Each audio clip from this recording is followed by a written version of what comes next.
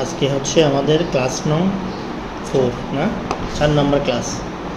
আমরা গত ক্লাস যেগুলো শিখছিলাম সেটা হচ্ছে হোম ট্যাবে যতগুলা টুলসের ব্যবহার আছে সবগুলা শিখছিলাম, একদম কপি পেস্ট থেকে শুরু করে একদিকে আমরা রিপ্লেস ফাইন্ড এ পর্যন্ত আমরা কাজ শিখছিলাম গত ক্লাসে।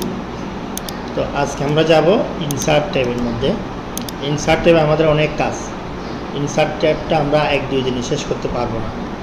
এখানে ইনসার্ট ট্যাবে আসলে শুধু টেবল নিয়ে আমাদের একটা ক্লাস করতে হবে। আজকের ক্লাসে শুধুমাত্র টেবল নিয়ে আলোচনা হবে। টেবল কিভাবে আঁকতে হবে, টেবলের খুঁটিনাটি যতগুলো বিষয় আছে সবগুলো আমরা আজকের ক্লাসের মাধ্যমে শিখে নেব। তো ইনসার্ট ট্যাবের মধ্যে প্রথমে যে অপশনটা দেখা যাচ্ছে কভার পেজ। আমরা যদি কভার পেজে ক্লিক করি, এখানে কতগুলা কভার পেজ মানে বইয়ের উপরে যে কভারটা থাকে ডিজাইন করা থাকে ওই রকম কিছু স্যাম্পল এখানে দেখা যাচ্ছে।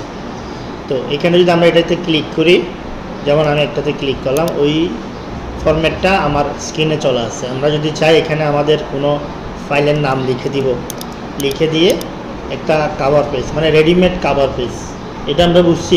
রেডিমেড কভার পেজ মানে আমাদের বইয়ের উপরে যে ফাইলের উপরে যেটা আছে এটাকে বলা হয় কভার পেজ। তো ওই যে কভার পেজটা আমরা নিজেরাই ডিজাইন করব। যখন আমরা ইনসার্ট মেনুর কাজ সবগুলো কমপ্লিট করব তখন আমরা নিজেরাই এর থেকে অনেক সুন্দর করে একটা কভার পেজ ডিজাইন করতে পারবো। সেজন্য এখানে যে রেডিমেড কভার পেজ দেওয়া আছে এগুলো আমরা না করলেও চলতেছে। এই রেডিমেড যেগুলো আছে এগুলো খুব বেশি সুন্দর না, তো এইগুলো আমরা ধরতেছি না, এটা আমরা স্কিপ করলাম। রিমুভ কারেন্ট কভার পেজ মানে আমার স্ক্রিন থেকে কভার পেজটা বাদ দিচ্ছি। তো এরপরে যেটা আছে ব্ল্যাঙ্ক পেজ এবং পেজ ব্রেক, এই দুইটা অপশনও আমাদের তেমন কোনো কাজে লাগে না। আমরা যদি ধরি আমাদের অনেকগুলা পেজ লাগতেছে, এখন আমি যদি ব্ল্যাঙ্ক পেজে ক্লিক করি একটার পর একটা পেজ চলে আসতেছে আমার এখানে। তো এগুলা যদি আমরা আগে থেকে নিয়ে রাখি, আগে থেকে এগুলা ব্ল্যাঙ্ক থেকে যাবে। আমরা জানি যে আমাদের একটা পেজ যখন লেখা শেষ হয় অটোমেটিক্যালি আরেকটা পেজ চলে আসে। সেজন্য আগে থেকে ব্ল্যাঙ্ক পেজ নিয়ে রাখার কোনো দরকার হয় না আমাদের। সুতরাং এই দুইটা অপশন আমাদের কাজে লাগে না, এমনিতে এখানে দেওয়া আছে। আমরা পেজ নেওয়ার জন্য শর্টকাটভাবে এখান থেকে ব্ল্যাঙ্ক পেজ অপশনটা ব্যবহার করতে পারি। তাহলে আমাদের সবচেয়ে গুরুত্বপূর্ণ কাজ হচ্ছে টেবল। টেবল করার আগে আমরা এখানে যতগুলো পেজ নিয়েছি সবগুলা ডিলিট করে দেবো। তাহলে আমরা এই হোম ট্যাব থেকে চাইলে এখান থেকে সিলেক্ট অল করে কিবোর্ড থেকে ডিলিট, সবগুলা পেজ ডিলিট করে দিলাম, অল ডিলিট করে দিলাম। আমরা যাচ্ছি আমাদের টেবল মেনুতে। টেবলের মধ্যে যাওয়ার পরে আমরা দেখতেছি এখানে ইনসার্ট টেবল। ইনসার্ট টেবলের মধ্যে উপরে নিচে যেগুলো আছে সেগুলোকে বলা হয় কলাম। যেমন এটাকে উপরে নিচেকে বলা হয় কলাম, পাশাপাশিগুলোকে বলা হয় রো। তো আমরা যখন একটা কাজ করতে যাব সেখানে কয়টা রো লাগবে কয়টা কলাম লাগবে সেটা আমরা আগে থেকেই জানি। যদি আমাকে একটা ক্যাশ মেমো বানাতে বলে বা মানি রিসিপ্ট বানাতে বলে, প্রথমে আমাদেরকে থাকে ওইখানে কি, প্রথমে ক্রমিক নাম্বার থাকে, এরপরে বিবরণ থাকে, এরপরে দর, পরিমাণ, টাকা। তাহলে কয়টা কলাম লাগবে? 5টা। তো নিচের দিকে আমরা অনেকগুলা বাড়াইতে পারি আবার কমাইতেও পারি। সেজন্য আমাকে কলামগুলো হিসাব করে নিয়ে ফেলতে হবে। এখন আমি এদিক থেকে 1 2 3 4 5, আমি এখান থেকে 5 ঘর গেলাম, তাহলে এখানে 5টা কলাম দেখা যাচ্ছে। আমি নিচের দিকে আসতেছে আর রো বাড়তেছে। এখানে আমাদের প্রয়োজন মতো আমরা যতটুকু লাগবে সেখানে গিয়ে আমরা ক্লিক করব। ক্লিক করার সাথে আমার এখানে টেবিলটা আঁকা হয়ে যাবে। অফিসিয়াল কাজে সবচেয়ে বেশি ব্যবহার হয় এই টেবলটা, মানে ছক তৈরি করে বিভিন্ন কিছু এন্ট্রি করা। তো সেজন্য টেবলের ক্লাসটা ভালোভাবে দেখতে হবে।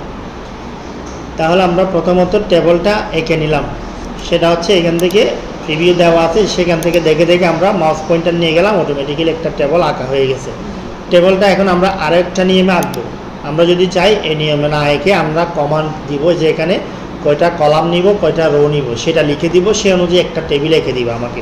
তাহলে আমরা কার্সরটাকে এই টেবিলের নিচে নিয়ে আসি, ক্লিক করলাম। তো আমরা আরও একটু নিচে যাই, এন্টার দিয়ে এক লাইন নিচে গেলাম।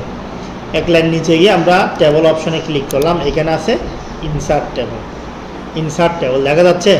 ইনসার্ট টেবলে যখন আমরা ক্লিক করলাম এখানে দেখা যাচ্ছে number of column, number of rho, মানে কয়টা কলাম নিব কয়টা রো নিব। এখানে যদি আমরা উল্লেখ করে দিই যে 5টা কলাম নিব, এখানে 8 লিখে দিলাম, 8টা রো নিব, নিয়ে আমরা ওকে দিলাম, তাহলে আমাদের টেবল আঁকা হয়ে গেছে। তাহলে দুইভাবে আমরা টেবলটা আঁকতে পারি। একটা হচ্ছে কিভাবে, প্রথমটা এখান থেকে আমরা মাউস পয়েন্টার নিয়ে যাব, অটোমেটিক টেবিল আঁকবে। এরপরে দ্বিতীয়টা হচ্ছে কমান্ডের মাধ্যমে, ইনসার্ট টেবলের মাধ্যমে। তো টেবল আঁকার পরে আমরা এখন যাই টেবলের মধ্যে ক্লিক করি। এই যে আমার কার্সরটা এখন টেবলের প্রথম করে, এই যে এখানে আমরা যখন লিখতেছি টেবিলের ভিতরে লিখতেছি, আমি যেখানে ক্লিক করতেছি মাউস পয়েন্টারটা সেখানে যাচ্ছে। আর এটা যদি কিবোর্ডের সাহায্যে এক ঘর থেকে আরেক ঘরে নিতে চাই, কিবোর্ড থেকে ট্যাব দিব, এই যে ট্যাব, এই যে ট্যাব দিব, ট্যাব দিলে একটার পর একটাতে যাবে, অথবা এরো চিহ্ন দিলেও একটার পর একটাতে যাবে। ট্যাব দিলে একটা সুবিধা, যখন আমরা লাস্ট সেলে আসবো, একদম শেষের ঘরে যখন আসবো, তখন ট্যাব দিলে নিচে অটোমেটিক্যালি আরেকটা র তৈরি হয়ে যাবে। এই যে অটোমেটিক্যালি একটা র তৈরি হয়ে যাচ্ছে। এই যে এভাবে হচ্ছে আমরা ট্যাব দিয়ে দিয়ে নিচের দিকে রো বাড়াতে পারি।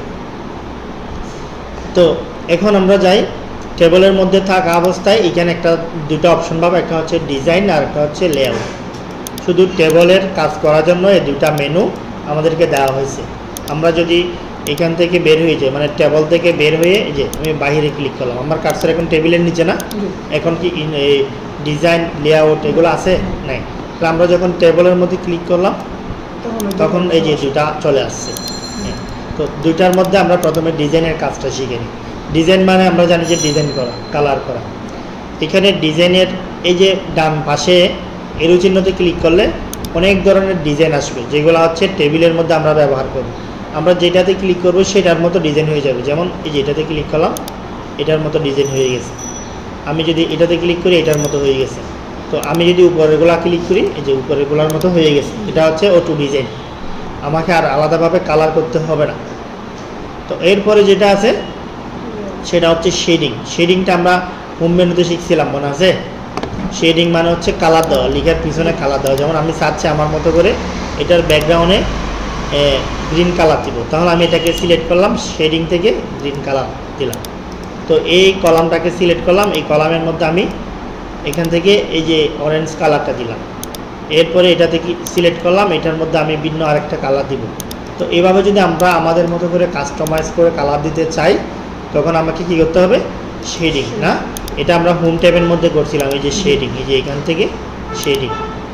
শেডিং আমরা যেই ঘরগুলোকে সিলেক্ট করবো সেই ঘরের মধ্যে শেডিং কালার অপশনটা আসবে। তাইলে এই যে শেডিংয়ের কাজ হচ্ছে আমাদের নিজেদের মতো করে ডিজাইন করা, কালার করা। তো এরপর আসতেছে বর্ডার। বর্ডারের মধ্যে আসলে আমরা একটা জিনিস দেখব, সেটা হচ্ছে এই যে নিচের যে টেবিলটা, আমরা যদি প্রিন্ট করতে যাই, এই যে প্রিন্টে ক্লিক করলাম, এখানে প্রিন্ট প্রিভিউ দেখা যাচ্ছে না? এই পাশে এই যে প্রিন্ট প্রিভিউ, এখানে কলামগুলো দেখা যাচ্ছে, কলামগুলো নিচের টেবিলের মধ্যে আসে না। ওই যে অটোমেটিক ডিজাইন থেকে আমরা নিচে যাই, অটোমেটিক ফরম্যাট থেকে, অটোমেটিক ফরম্যাট থেকে যদি আমরা টেবলটা আঁকি, এখান থেকে ডিজাইন করে নিই, অনেক সময় দেখা যায় কি আমাদের এখানে কলামগুলো আসে না, লাইনগুলো আসে না, কলামের যে লাইন থাকে লাইনগুলো আসে না। তো এগুলা যদি না আসে, এগুলা আনার জন্য আমরা এই যে টেবিলের এই জায়গায় ক্লিক করলে, এই জায়গায় ক্লিক করলে সম্পূর্ণ টেবলটা সিলেক্ট হয়। অথবা আমরা সম্পূর্ণ টেবলটা এভাবে টেনেও সিলেক্ট করতে পারি। একদম লাস্ট সেল থেকে মাউস চেপে ধরে উপর দিকে আসলাম, সম্পূর্ণ টেবলটা সিলেক্ট করে আমরা এখান থেকে বর্ডার অপশনে ক্লিক করলাম। এখান থেকে অনেক ধরনের বর্ডার আছে, শুধু উপরে নিচে ডানে বামে, আমি অল বর্ডারে ক্লিক করে দিলাম, অল বর্ডার। তাহলে সবগুলা বর্ডার এখন দেখা যাবে, প্রিন্ট করলে প্রিন্টের মধ্যে আসবে। তাহলে অটো ডিজাইন করলে সেখানে যদি বর্ডার না আসে, সেটা আমরা কিসের মাধ্যমে বুঝতে পারবো? প্রিন্ট প্রিভিউ, প্রিন্টের মাধ্যমে বুঝতে পারবো। প্রিন্টে ক্লিক করলে বুঝতে পারবো যে এখন চলে আসছে না? তো এইভাবে আমরা আমাদের অটো ডিজাইনগুলো ব্যবহার করলে তখন এখান থেকে দেখে নিব। এই বিষয়টা ক্লিয়ার? হ্যাঁ, আরেকবার একটু, মানে এইটা তো আমি করে নিলাম, হ্যাঁ, এইটা কিভাবে আসলো আর কি? মানে এটা বর্ডারটা, না না, বর্ডারটা যে প্রথমে আসলো না, হ্যাঁ, পরে এখান থেকে বর্ডার করে এটাকে সিলেক্ট করার পরে এই যে বর্ডার অপশনে ক্লিক করলাম, এখানে লেখা আছে অল বর্ডার। অল বর্ডারে ক্লিক দেওয়ার সাথে সাথে এটা সম্পূর্ণ বর্ডারটা চলে আসছে। এখন আবার দিদি চলে গেছে, আবার দিলে চলে আসবে, এই যে চলে আসছে। এভাবে আমরা বর্ডার করে নিব। আমরা যখন একটা টেবিলকে সম্পূর্ণ সিলেক্ট করব, তাহলে এই যে টেবিলের এই অপশনে ক্লিক করলে, যে টেবিলের হোম, এটাতে ক্লিক করলে সম্পূর্ণ টেবিলটা সিলেক্ট হয়। আমরা যখন টেবিল আঁকি, টেবিলটার এক একটা ঘরের সাইজ এক এক রকম প্রয়োজন হয় আমাদের। যেমন প্রথমে আমাদের ক্রমিক নাম্বার, সেজন্য একটু ছোটো করতে হয়। ছোটো বড়োগুলো আমরা কিভাবে করব, এটা যদি আমরা ম্যানুয়ালি করি, এখান থেকে লেআউট থেকে করতে পারি। আর শর্টকাটভাবে যদি এটা করতে চাই, তাহলে মাউস পয়েন্টার যখন লাইন বরাবর নিয়ে যাবো, যে লাইন দুই পাশ থেকে এরকম একটা দুইটা তীর চিহ্ন এরকম আসছে, তো এই চিহ্নটা যখন আসবে মনে করতে হবে আমরা ঠিক লাইনের মাঝখানে আছি। তো আমরা এখন কি করব, এটাকে চেপে ধরে, মাউস চেপে ধরে একদিকে নিয়ে গেলাম, তাহলে ঘরটা ছোটো হয়ে গেছে। সেমভাবে আমরা এগুলাকে ওইভাবে বড়ো ছোটো করতে পারি। সেমভাবে আমরা রোগুলাকেও এই যে বড়ো ছোটো, যে রোয়ের লাইনের মাঝখানে নিয়ে গেলাম, টেনে বড় করলাম, এভাবে আমরা বড় ছোটো করতে পারি। এটা হচ্ছে শর্টকাটভাবে করা। আর ম্যানুয়ালি যখন আমরা করবো, সেটা এখান থেকে আসতেছি, লেআউটের কাজের মধ্যে এটা আমরা পাবো। তো এখন আমরা যাই ডিজাইনের অন্য অপশনগুলোতে। এখানে আছে ইরেজার, এখানে আছে ড্র টেবিল। ইরেজারের কাজ হচ্ছে মুছে ফেলা। আমরা যদি ইরেজারে ক্লিক করি, আমাদের মাউস পয়েন্টারের সাথে একটা ইরেজার চলে আসছে না? এখন আমরা এখানে ক্লিক করলাম, মুছে গেছে। এই যে ক্লিক করলাম, মুছে গেছে। এবার আমি ভেতরে সম্পূর্ণ লাইনটা মুছে দিলাম, সবগুলা ঘর কেটে গেছে। তো এগুলা যদি মুছতে হয়, আমরা ইরেজার ব্যবহার করবো। এক কথায় ইরেজারটার কাজ শেষ হলে আমরা ওখানে আরেকটা ক্লিক দিব, এটা চলে গেছে। এখন যদি এগুলো আবার আঁকতে হয়, তাহলে আমাকে ড্র টেবিল, এইখান থেকে ড্র টেবিল নিয়ে, এই যে একটা পেন্সিল দেখা যাচ্ছে, এখন যদি আমরা মাউস ধরে এখান থেকে মাউস ড্র্যাগ করি, অটোমেটিক্যালি আঁকবে। এই যে এইভাবে আমরা এঁকে নিতে পারবো আমাদের বাকি লাইনগুলো। আমি যদি চাই এখানের ভিতরে একটা কলাম বাড়াবো, এই যে বাড়াই নিলাম, এগুলোর মাঝখানে একটা বাড়াই নিলাম। তাহলে এইভাবে আমরা আঁকতে চাইলে ড্র টেবিলের মাধ্যমে আঁকতে পারবো। তো আমরা আগে শিখছিলাম যে কোনো একটা কাজ করার পর এটা যদি আবার বাদ দিতে চাই, আমরা কি ব্যবহার করি? আনডু। হ্যাঁ, আনডু মানে হচ্ছে এখান থেকে, এই যে এটা হচ্ছে আনডু মানে কি করা? ব্যাকে যাও, পিছনে যাও। যেমন আমি এখন যদি আনডু দিই, কন্ট্রোল জেড বা এখান থেকে আনডু করি, তাহলে আগের অবস্থায় চলে যাবো, আগে যেরকম ছিল। এই যে তাহলে কাজ করার সময় যদি কোনো একটা জিনিস আমি করে ফেলছি, মনে হচ্ছে এটা আমার লাগবে না, তখন আমরা কি করব? আনডু করবো, এখান থেকে আনডু। এটা বুঝছেন? এরপর আসি আমরা পেজ, এই ডিজাইনটা আমাদের ক্লিয়ার, ডিজাইনের কাজ শেষ। এখন আমরা যাব পেজ লেআউটে, এখান থেকে টেবিলের লেআউটটা আমরা পাবো টেবিলের মধ্যে থাকা অবস্থায়। এখন আমরা লেআউটে গেলে এখানে দেখতেছি সিলেক্টের মধ্যে যেটা বোঝানো হচ্ছে, আমরা যে টেবিলটাকে এভাবে মাউস দিয়ে সিলেক্ট করি না, টেনে, এটাকে বলা হচ্ছে সিলেক্ট। ওই সিলেক্টটা যদি আমরা এখান থেকে করি ম্যানুয়ালি, যে সিলেক্ট সেল, সিলেক্ট কলাম, এই যে, তো ওইটা তো আমরা শর্টকাটভাবে করতে পারি এখান থেকে। তাহলে ওইখান থেকে আর দরকার হবে না। আমরা এইভাবে মাউস দিয়ে টেনে সিলেক্ট করে নিব। এরপরে হচ্ছে ডিলেটের বিষয়টা, আমি আমার এখানে যতগুলো লেখা লিখছি এগুলো মুছে ফেলবো, কেটে দিব। তাহলে আমরা এভাবে আগে সিলেক্ট করতে হবে, সিলেক্ট না করলে সবগুলো মুছতে পারবো না। প্রথমে আমরা লেখাগুলোকে এভাবে টেবিলটাকে সিলেক্ট করে নিব। সিলেক্ট করার পরে আমরা যদি কিবোর্ড থেকে ডিলেট দিই, কিবোর্ডে ডিলেট আছে না, ব্যাক স্পেসের পাশে, হ্যাঁ, আমরা ডিলেট দিলাম, তাহলে কি হলো? লেখাগুলো ডিলেট হয়ে গেছে। তাহলে যে কাজটা আমরা ডিলেট দেওয়ার কারণে হচ্ছে, সেটা এখান থেকে এই যে ডিলেট। তো ডিলেটের আরেকটা কাজ হচ্ছে, এখানে ব্যাক স্পেস এবং ডিলেট দুটা অপশন আছে। ব্যাক স্পেস দিয়েও ডিলেট হয়, আর ডিলেট দিয়ে ডিলেট হয়। তো এখন দুটার মধ্যে একটা পার্থক্য আছে। আমি একটু এটাকে এখানে কন্ট্রোল জেড দিয়ে, আমরা যদি এটাকে সিলেক্ট করে কিবোর্ড থেকে ব্যাক স্পেস দিই, তাহলে ওই গড়গুলা সহ এই যে এরকম একটা আসবে, মেসেজ আসবে। তখন আমরা ওকে দিলে গড়গুলা সহ কেটে যাবে। যেমন এখানে লেখা আছে, এই যে লেখা আছে, আমি সিলেক্ট করলাম, তাহলে কিবোর্ড থেকে ডিলেট না দিয়ে কি দিলাম? ব্যাক স্পেস তো চিনি না, ব্যাক স্পেস দিলাম, তাহলে কি হলো? গড় সহ ডিলেট হয়ে গেছে। আর যদি আমরা এটা শুধু ডিলেট দিতাম কিবোর্ড থেকে, শুধু লেখাগুলো ডিলেট হতো। এ হচ্ছে পার্থক্য ডিলেট এবং ব্যাক স্পেসের মধ্যে। ওই কাজটা যদি আমরা এখান থেকে করি, যেমন আমি এই কাজটা এখান থেকে সিলেক্ট করলাম, ডিলেট করলাম, তাহলে ডিলেটের কাজটা এখান থেকে করা যাচ্ছে। তো সিলেক্ট, ডিলেট এগুলো আমরা শর্টকাটভাবে করতে পারি না। তো এখন আমার এখানে 4টা কলাম আছে, আমি চাচ্ছি এই 4টা কলামকে আমার এই পেজের সম্পূর্ণ পেজের মধ্যে বড় করে নিব। তাহলে আমরা যদি চাই যে টেবিলের কর্নারে এরকম একটা চিহ্ন আছে না, এই যে এখানে একটা ডট দেখা যাচ্ছে না, যে এখানে ডটের মধ্যে যখন আমরা মাউস পয়েন্টার নিয়ে যাব এরকম একটা তীর চিহ্ন আসবে, এটাকে ধরে আমরা এভাবে বড় করে দিব। দেখা যাবে যে কি আমাদের টেবিলটা সম্পূর্ণ পেজে হয়ে গেছে। আমরা চাইলে ছোটো করতে পারবো, এই যে ছোটো করে নিলাম, চাইলে বড় করতে পারবো, এইভাবে আমরা টেবিলটাকে ছোটো বড় করতে পারবো। তো এখন আমরা পরবর্তী অপশনে যাই, ইনসার্ট অ্যাবভ। এগুলা দিয়ে বোঝানো হচ্ছে যে উপরে নিচে যদি আমাদের কলাম রো কলাম প্রয়োজন হয়, উপরে নিচে যদি আমাদের রো কলাম প্রয়োজন হয়, আমরা টেবিলের কাজটাকে দেখানোর জন্য এটা কেটে দিই, একটা টেবিলের ফাইল নিয়ে আসি আমরা এখান থেকে, এটা আগের সেভ করা একটা ফাইল, ঠিক আছে। এই যে এখানে কতগুলো কাজ করা আছে, এই কাজগুলো আমরা একটু মডিফাই করব। এইটাতে থাকা অবস্থায় আমরা লেআউটে গেলাম, এই যে ইনসার্ট ভ্যালু, ইনসার্ট অ্যাবভ, এগুলা দিয়ে বোঝানো হচ্ছে কোন দিকে রো কলাম নিব।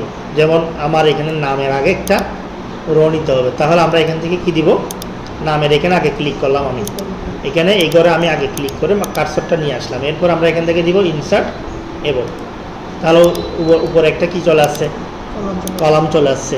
সেমভাবে যদি আমার এই যে নামের আগে একটা কলাম, এটা কলাম না, এটা হচ্ছে রো, এটা রো। তো আমরা যদি নামের আগে একটা কলাম নিয়ে আসতে চাই নামের আগে, তাহলে আমরা নামের এখানে মাউস পয়েন্টার রাখতে হবে, এরপরে ইনসার্ট কি দিব, অ্যাবভ দিলে তো উপরে আসতেছে, রো আসতেছে, আমার কলাম লাগবে, কলাম, তাহলে আমরা কি লেফট নিব, ঠিক আছে, লেফট। এই যে লেফটে একটা কলাম চলে আসছে, এইখানে আমরা চাইলে ক্রমিক নাম্বার, সিরিয়াল নাম্বার লিখতে পারি। তো এরকম করে যদি রো কলাম বাড়াইতে হয় তখন আমরা এই সিস্টেমে এখান থেকে বাড়িয়ে নেব। এই যে এগুলাকে আমরা আমাদের মতো করে কাস্টমাইজ করতে পারবো এইভাবে। আর এখান থেকে যদি না করি, এইভাবে টেনে টেনে না করি, আমি যদি চাই এগুলা অপশন থেকে বড় ছোটো করবো, তাহলে এখানে আছে অপশনটা, এই যে হাইট ওয়েট। হাইটের কাজ হচ্ছে উচ্চতা বাড়ানো, যেমন এই যে এটার উচ্চতা আমি বাড়াবো, হাইট করলাম, বাড়ালাম, যে বড় হচ্ছে, নিচের দিকে দিলাম, এই যে কমতেছে, হাইট কমতেছে। তো এটার প্রস্থ বাড়াবো, মানে পাশাপাশি বাড়াবো, তখন আমরা এখান থেকে এই যে এটা দিয়ে বাড়াবো। আর যদি কমাইতে চাই এখান থেকে কমাবো, 2.1.9 1.8, যে কমতেছে। এভাবে আমরা কম বেশি করে নিতে পারবো। তাহলে ম্যানুয়ালি যদি করি এখান থেকে করবো, আর যদি টেনে করি এখান থেকে এভাবে টেনে সাইজ করে দেবো। এটা হচ্ছে টেবিলের ঘরগুলো বড় ছোটো করার নিয়ম। তো এখন আমরা এই 4টা অপশন বুঝছি, উপরে নিচে ডানে বামে রো কলাম নিতে হলে আমাদেরকে এই 4টা অপশন ব্যবহার করতে হবে। যে কোনো এক জায়গায় দিয়ে তারপর আর কি, যে কোনো না, যেখানে নিব। আমার যদি বেসিকের পরে এই বেসিকের ডান পাশে যদি কলাম বাড়াইতে হয়, তাহলে আমাকে বেসিকে ক্লিক করে এখান থেকে ইনসার্ট কি দিতে হবে, রাইট। তাহলে বেসিকের ডান পাশে একটা হ্যাঁ কলাম বাড়বে, এই হচ্ছে সিস্টেম। তো এখন আমরা পরবর্তী অপশনে যাবো। এখানে আছে মার্জ সেল, দেখা যাচ্ছে না, এটা হাইট হয়ে আছে না, হ্যাঁ। এটা আমরা যখন কয়েকটা ঘরকে একসাথে সিলেক্ট করব তখন আমরা এটা দেখতে পাবো, যে 2টা ঘরকে সিলেক্ট করলাম, এই যে মার্জ সেল, তার মানে 2টাকে কেটে এক করা। এই যে 2টা ঘরকে কেটে এক করার জন্য মার্জ সেল মানে হচ্ছে কেটে ফেলা। যেমন আমি এগুলাকে সিলেক্ট করলাম, সবগুলাকে সিলেক্ট করে মার্জ সেল, বোঝা গেছে, এটা কেটে এক করা। এই কাজটা আমরা আবার কি দিয়ে করতে পারি, এটার বিপরীতে, এটার বিকল্প হিসাবে আমরা কি ব্যবহার করতে পারি ঘরগুলোকে কাটার জন্য, না আমরা ইরেজার, এখান থেকে শিখছি না একটু আগে, ইরেজার শিখছি না, ইরেজার দিয়ে করতে পারি। তাহলে ইরেজারের কাজটা আমরা চাইলে মার্জ সেল দিয়ে করতে পারি। এরপর আর একটা কাজ করব, স্প্লিট সেল, একটা সেলকে কয়েক ভাগ করা। আমরা একটা সেলকে 2 ভাগ করব, তাহলে ওই সেলের ভিতরে আমি চাচ্ছি আরও 3টা রো নিব, আরও 3টা কলাম নিব একটা সেলের ভিতরে। একটা সেল মানে হচ্ছে একটা ঘর, এই যে এই ঘরের ভিতরে আমি আরও 3টা কলাম নিব, 3টা রো নিব। তাহলে আমরা এখানে যদি স্প্লিট সেলে ক্লিক করি, স্প্লিট মানে ভাগ করা, স্প্লিট মানে কি ভাগ করা। এখানে এই সেলের ভিতরে আমি আরও কয়েকটা ভাগ করব, 3টা কলাম 3টা রো, ওকে। তাহলে ওই ঘরের ভিতরে আরও কয়টা, 3টা কলাম 3টা রো হয়ে গেছে। তাহলে ওই একটা ঘরের ভিতরে যদি আরও কলাম আঁকতে চাই, কলাম বাড়াতে চাই, সেটা আমরা স্প্লিট সেলের মাধ্যমে করতে পারি। আরও একটা বিকল্প অপশন আছে, সেটা কোনটা, একটু আগে করছিলাম, কোনটা, আমরা এর ভিতরে যদি ঘরগুলা একটার ভিতরে আরও কিছু কিছু আঁকতে চাই, তখন আমরা কি ব্যবহার করতে পারি? একটু আগে বলছিলাম ডিজাইন থেকে এখান থেকে ড্র টেবিলটা নিয়ে আমরা চাইলে এখান থেকে এই যে লাইনগুলো আঁকতে পারি, এর ভিতরে আরও একটা লাইন আঁকতে। তাহলে এগুলো আমরা করতেছি, ঠিক আছে, এগুলো মনে রাখতে হবে, ঠিক আছে। তো আমি কন্ট্রোল জেড বা আন্ডু করে করে বের হচ্ছি, আগের অবস্থায় চলে যাচ্ছে, আন্ডু। তো পরবর্তী অবস্থা হচ্ছে স্প্লিট টেবল। স্প্লিট মানে আমরা কি জানি? ভাগ করা না। টেবল মানে সম্পূর্ণ টেবলটাকে, একটা টেবলকে যদি দুই ভাগ করতে চাই, স্প্লিট টেবলের মাধ্যমে ভাগ করতে পারি। যেমন আমি মোমো অপশনে ক্লিক করলাম, না মোমো নামের ওখানে ক্লিক করলাম, আমি চাচ্ছি মোমো থেকে বাকি যারা আছে নিচে সবাইকে নিয়ে টেবিলটা দুই ভাগ করে ফেলবো, এই যে স্প্লিট টেবল। তাহলে এটা একটা টেবল, এটা আর একটা টেবল। এটা আমরা চাইলে এখন এন্টার দিয়ে দিয়ে নিচের দিকে নিয়ে যেতে পারি না। এটা হচ্ছে একটা টেবলকে দুই ভাগ করার নিয়ম। আমি ডিলিট করে দিচ্ছি স্পেসটা। তাহলে স্প্লিট টেবলের কাজ কি শিখলাম? টেবিলকে দুই ভাগ করা। এরপরে যেটা আছে অটো ফিট কন্টেন্ট, মানে যে লেখাগুলো লিখছি সেটা আমাদের কলাম বরাবর ফিট হয়ে যাবে, মানে কলামগুলো এখন বড় বড় দেখা যাচ্ছে না, এটার মধ্যে বাড়তি জায়গা আছে, লেখার বাইরে আরও অনেক জায়গা খালি আছে। আমরা যদি অটো ফিট করে দিই, এই যে সম্পূর্ণ টেবিলটাকে সিলেক্ট করে দিলাম, ওরে এখান থেকে অটো ফিট কন্টেন্ট, তাহলে লেখা যতটুকু ততটুকুই টেবিলটা বড়। এরপরে যদি আমি লেখা আরও লিখি তাহলে টেবিলটা বড় হবে, লেখা কেটে দিলে টেবিলটা ছোটো হয়ে যাবে। এটাকে বলা হয় অটো ফিট কন্টেন্ট। এটা প্রথমটা, বুঝছি এটা? তো এগুলা তো করলাম, এগুলোর কাজ কি? ওয়েট হাইট, এগুলোর কাজ কি করলাম? হ্যাঁ, ওয়েট হাইট বাড়ানো। হ্যাঁ, এখন আমরা যাব, আমি কন্ট্রোল জেড দিয়ে দিয়ে একটু ব্যাগে যাই। হ্যাঁ, এখন আমি এই যে এটা কেটে দিব, এটাকে সিলেক্ট করলাম, কিবোর্ড থেকে কি দিব? Back space. এটাকে একটু বড় করি, লেখাগুলাকে মাঝখানে আনতে হবে, লেখাগুলা ঠিক মাঝখানে আনতে হবে। তাহলে আমরা এখান থেকে লেখাগুলাকে মাঝখানে আনার জন্য এই যে লেখা ডানে বামে মাঝখানে আনার জন্য এই অপশনটা ব্যবহার করতে পারি। এইটা এখানে ঘরগুলা একটা বড় একটা ছোট বিভিন্ন সাইজের আছে না, আমি একটাকে বড় করলাম, একটাকে ছোট করলাম, বিভিন্ন সাইজের এভাবে করলাম কাজ করতে গিয়ে। তো এখন আমাকে যদি বলা হয় সবগুলো একই সমান করতে হবে, সবগুলোর সাইজ একই হতে হবে, তাহলে আমরা এখানে একটা অপশন পাবো, ডিস্ট্রিবিউট রো, ডিস্ট্রিবিউট কলাম। আমি যদি রোতে ক্লিক করি সবগুলা রো একই সাইজের হয়ে যাবে, এই যে একই সাইজের হয়ে গেছে না। আমরা যদি কলামে ক্লিক করি সবগুলা কলাম একই সাইজের হয়ে গেছে, একদম ম্যাজিকের মতো। একটা ক্লিক করলেই সমান হয়ে যাবে সবগুলা। তাইলে আমরা ডিস্ট্রিবিউট রো, ডিস্ট্রিবিউট কলাম, এই দুইটা জিনিস এই কাজে ব্যবহার করবো সমান করার জন্য। এগুলোর কাজ কি বললাম? হ্যাঁ, লেখা ডানে বামে বিভিন্ন অ্যাঙ্গেলে নিয়ে যাও। এরপর হচ্ছে টেক্সট ডিরেকশন, মানে একটা লেখাকে যদি আমরা লম্বালম্বি আর আড়ি বিভিন্নভাবে ঘুরাইতে চাই তখন আমরা এই যে টেক্সট ডিরেকশনটা ব্যবহার করি। যেমন টোটাল লেখাটা আমরা লিখলাম, লেখার পরে আমরা এই যে এখানে ক্লিক করতেছি, বিভিন্ন অ্যাঙ্গেলে ঘুরতেছে, এটাকে বলা হয় টেক্সট ডিরেকশন। যদি আমাদেরকে আড়াআড়ি কোনো লেখা লিখতে হয় তখন আমরা এই যে এটার মাধ্যমে এটা ঘোরাবো, এমনিতে ঘুরবে না। এরপরে আমাদের যেটা লাগবে শর্ট, এখানে শর্ট লেখা আছে, শর্টের কাজ হচ্ছে সিরিয়াল করা, সাজানো। এখানে যতগুলো নাম আছে, এখানে যতগুলো নাম আছে নামগুলোকে চাচ্ছি সিরিয়ালি সাজাবো। আমি এখানে বাড়তি রোটা কেটে দিই, ওকে। যতগুলো নাম আছে, প্রথমে আছে কি জাহিদ, এরপর আনিকা, এরপরে মোমো আছে না। তো এগুলাকে যদি বলা হয় ABCD অনুযায়ী সাজাতে হবে, যে এ নামের যারা আছে তাদেরকে আগে, এরপরে বি, এরপরে সি। তখন আমরা এই যে নেমে ক্লিক করে আমরা যাবো কোথায়? শর্টে। এই যে শর্টে ক্লিক করবো, শর্ট মানে সাজানো। ক্লিক করার পরে এখানে নেম সিলেক্ট করে দিতে হবে, যেহেতু করাই আছেন আমাদেরকে আর কিছু করতে হবে না। এরপরে এখানে আছে অ্যাসেন্ডিং, অ্যাসেন্ডিং মানে A to Z, ডিসেন্ডিং মানে Z to A, A to Z, descending মানে Z to A। তো আমরা অ্যাসেন্ডিংটা করি, অ্যাসেন্ডিংয়ে ক্লিক করে ওকে দিলাম। এখানে দেখেন আনিকা, আনিকা শুধু নামটা আসে না, নামের সাথে যা যা ছিল সব কিছু প্রথম সারিতে চলে আসছে। এরপরে বুলবুল B নাম্বার সারিতে চলে আসছে, এরপরে দোলাল, এভাবে সিরিয়াল হয়ে গেছে। তাহলে সাজানোর জন্য আমরা কি ব্যবহার করি? এই শর্টটা ব্যবহার করি। এরপর একটা অপশন আছে ফর্মুলা। আমরা আপাতত বেসিক একটা যোগ করা শিখব, বেসিক একটা যোগ করা। আমরা জানি যে যোগ, বিয়োগ, গুণ, ভাগ এইসব কাজ করতে হয় এক্সেলে। মাইক্রোসফট ওয়ার্ডের মধ্যে আমরা টেবিলের মধ্যে যোগ করব।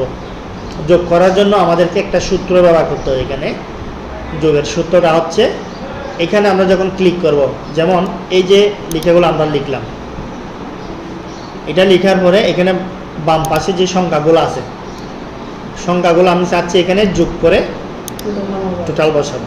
তো এখানে এটা লেখাগুলো আছে এই ঘরের কোন পাশে? বাম পাশে, মানে ইংলিশে বলা হয় লেফট, না লেফট। আমি যদি এখানে ফর্মুলাতে ক্লিক করি, এখানে লেখা আছে সাম ইকুয়াল সাম, অটোমেটিক্যালি লেখা ফর্মুলাটা চলে আসছে এখানে। তো আমরা অ্যাবভ যেখানে আছে ওখানে লিখে দিব লেফট, LEFT, LEFT, লেফট লিখে দিলাম। ওকে, তাহলে এই যে যোগফলটা চলে আসছে। আচ্ছা, আমি যদি এই যে সংখ্যাগুলোকে যোগ করে নিচে বসাতে চাই, নিচে, তাহলে আমরা কি করব? আগে নিচে একটা গড় নিতে হবে না? হ্যাঁ, গড় নিতে হলে কি করতে হবে? ইনসার্ট বেলো, নিচে একটা গড় বানালাম, এইগুলাকে যোগ করে এখানে বসাবো। তাহলে আমরা আগের নিচের ঘরে ক্লিক রাখতে হবে, নিচের ঘরে ক্লিক করে ফর্মুলাতে ক্লিক করব। এখানে লেখা আছে কি সাম অ্যাবভ, অ্যাবভ মানে কি? উপরের সংখ্যাগুলোকে যোগ করো। সাম মানে হচ্ছে যোগ করা। আমাকে এখানে লেখা আছে কি সাম অ্যাবভ, মানে উপরের সংখ্যাগুলোকে যোগ করো। তো এখানে ঠিকঠাকটা আছে না? ঠিকঠাক আছে, তাইলে আমরা ওকে দিব, যোগ হয়ে চলে আসছে। সেমভাবে এটাও যদি আমরা করতে চাই যে সাম অ্যাবভ। এখন আমি যদি এখানে এই সংখ্যা দুটাকে যোগ করে এখানে বসাতে চাই, যদি ঠিকঠাক মতো না থাকে, লেফট আছে না? ওকে, এখন যদি আরেকটা দিই, লেফট না থাকলে লেফট লিখে দিতে হবে, LEFT, লেফট। এই হচ্ছে কাজ। তাইলে আমরা যদি নর্মাল যোগ করতে চাই, এখান থেকে এই ফর্মুলাটা ব্যবহার করে টেবিলের মাধ্যমে যোগ করতে পারি। তাহলে টেবিলে আমরা এক নজরে কী কী শিখলাম প্রথম থেকে একটু জিজ্ঞেস করি। প্রথমে হচ্ছে আমরা টেবিল আঁকা শিখলাম। এখান থেকে ইনসার্ট টেবলে গিয়ে আমাদের রো কলাম যা লাগবে সেটা আমরা এখান থেকে এঁকে নিলাম। টেবিল আঁকার পরে আমাদের গড়গুলোকে বড় ছোটো করতে হলে এখান থেকে বড় ছোটো করে নিব, আর টেবিলকে ছোটো করতে হলে এখান থেকে করে নিব। এরপর হচ্ছে টেবিল যখন আঁকবো, টেবিলের মধ্যে যে ডিজাইন করার জন্য দুটো অপশন পাবো, একটা হচ্ছে ডিজাইন আর একটা হচ্ছে লেআউট। ডিজাইনের মধ্যে আমরা যাবতীয় ডিজাইনের কাজগুলো পাবো। ডিজাইন করার পরে যদি আবার ডিজাইনটা বাদ দিতে চাই, আমরা নর্মাল অবস্থায় চলে যাব, তাহলে আমরা কি করব? প্রথম যেটা আছে ওটাতে ক্লিক করে নর্মালে চলে যাব। তাহলে ডিজাইন যেখানে আছে সেখানে একদম শুরুতে কি আছে? প্লেন টেবিল, মানে নর্মাল টেবিল যেভাবে আমরা আঁকি এটাতে করে দেবো, তাইলে একদম আগের মতো হয়ে যাবে। তো এরপর আমরা কি করলাম? এখান থেকে শেডিং দেওয়া শিখলাম, আলাদাভাবে কোনো একটা কালার দিতে চাইলে এখান থেকে দিব। এরপর হচ্ছে ইরেজার, কি কাজ? মোছা, ড্র টেবিল আঁকা, কোনো একটা লাইন আঁকা। এরপরে আমরা গেছি লেআউটে, এখান থেকে সিলেক্ট, ডিলেট। এরপর হচ্ছে উপরে নিচে ডানে বামে রো কলাম বাড়ানো, না? এরপর হচ্ছে মার্জ সেলের কাজ কি বলছিলাম? দুটা ঘরকে সিলেক্ট করে একসাথে কেটে ফেলা। হ্যাঁ, এরপর হচ্ছে স্প্লিট টেবলের কাজ কি? স্প্লিট সেল, একটা সেলের ভিতরে কয়েকটা টুকরা করা, মানে একটা সেলের ভিতরে আরও কয়েকটা সেল বাড়ানো। এরপরে স্প্লিট টেবলের কাজ কি? টেবলটাকে দুই ভাগ করা। এরপর হচ্ছে এগুলা দিয়ে কি করি? লেখা টেবলের হাইট ওয়েটটা কম বেশি করি। এরপরে এটা দিয়ে কি করা হয়? টেবলের রো কলাম, রোগুলাকে ডিস্ট্রিবিউট। রো মানে হচ্ছে কি? সবগুলো রো সমান করা, আর টেবল কলাম মানে হচ্ছে সবগুলো কলামকে সমান করা। এগুলো দিয়ে লেখা ডানে বামে নেওয়া, এটা দিয়ে লেখাকে ঘোরানো। এরপরে হচ্ছে লেখা শর্ট নেওয়া, সাজানো, A to Z সাজানো। এরপরে এটার কাজ কি শিখলাম? যোগ করা, ফর্মুলা ব্যবহার করে যোগ করা। এই হচ্ছে টেবল মেনুর কাজ। তাহলে আমরা আজকে 4 নম্বর ক্লাসে সম্পূর্ণ টেবল নিয়ে খুঁটিনাটি যা কাজ আছে সবগুলো শিখলাম। এগুলো প্র্যাকটিস করতে হবে। আমাদের ফাইলের নিচে একটা হোমওয়ার্ক আছে, সেটা হচ্ছে যে উপরোক্ত ক্লাসগুলা প্র্যাকটিসের পর, মানে এই যে যা করালাম এগুলোকে প্র্যাকটিস করার পরে একটা নর্মাল বায়োডাটা, এটা না তো ক্লাস নাম্বার 4-4-এর পরে এটা উপরোক্ত ক্লাসগুলো প্র্যাকটিসের পর প্র্যাকটিক্যাল হোমওয়ার্ক হচ্ছে 10 জন ছাত্রের ডাটা এন্ট্রি করতে হবে।